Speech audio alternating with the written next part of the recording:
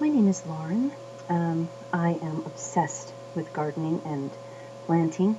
Not as obsessed as I am with writing. I recently published a book called Without a Voice, but that's not what we're here for today. Um, Recently, I have started vegetable grafting, and I'm going to go over a little bit of my process, and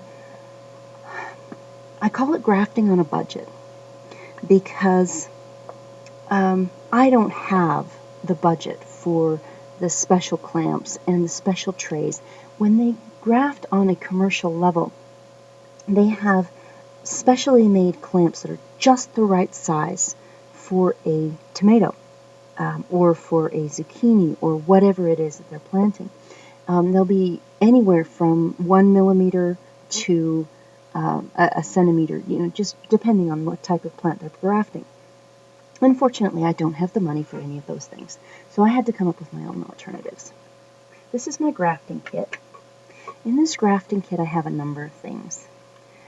First of all, I have just a piece of a napkin or a paper towel or something of that kind. I have a razor blade. Now, this is a double-edged razor blade, and that's to be used in the actual cutting of the plants. It has to be a sharp razor blade.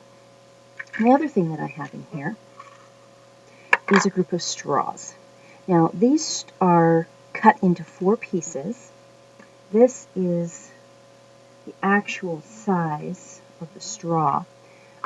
They are the type of straw that you would get if you were to buy a cup of coffee. So they're approximately 4 millimeters in diameter. For a tomato, we need approximately 2 millimeters in diameter. So this is considerably larger than it should be. So what I do is I take these little tiny straws and I cut them. And I cut them in a number of different ways. First of all, I'm going to cut them right down the middle, vertically, the way I'm holding this. I'm going to cut them right down the middle, just on one side, so that we can create the correct size and shape for our tomato graft. When I finish with that, often the ends are mangled, and I make these longer than necessary, longer than I normally would, longer than we need them, because a lot of times I'll have to cut off the ends. They'll have little hanging pieces of plastic.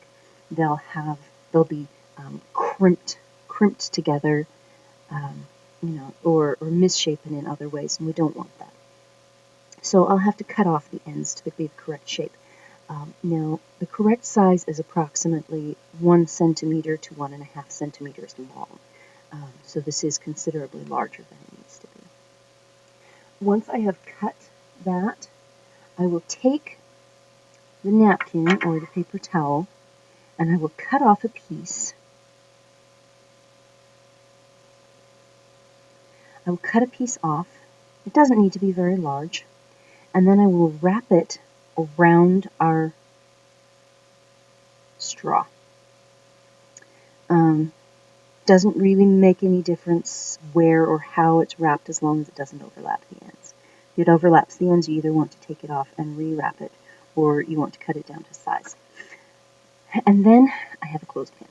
This is the kind of clothespin with 2 holes. You can see the second hole here. The second hole is just the right size that when we put our cut straw in, it will clamp down and it will push the edges of the straw together so that it is the size that we need.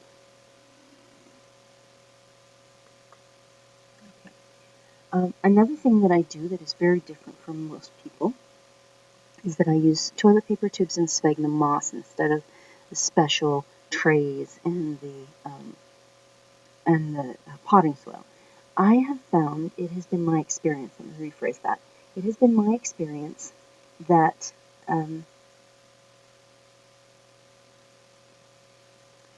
potting soil and the cardboard tray, the cardboard containers that they encourage us to use don't give me the best results. And I started these before I should have, or I grafted these before I should have, because I get very, very impatient. You can see the plant. It's still healthy. Um, the it's still healthy, and the clothespin is sitting on top of a toilet paper tube that has sphagnum moss in it.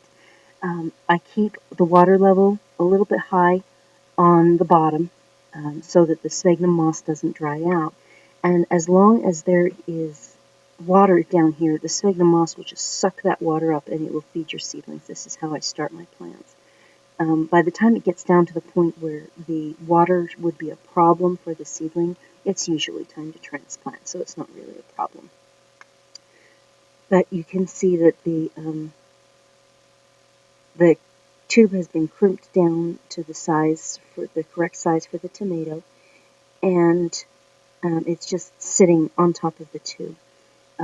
My process is, I know it's considerably different than most people's, but I love experimenting, and I love finding new ways to do things.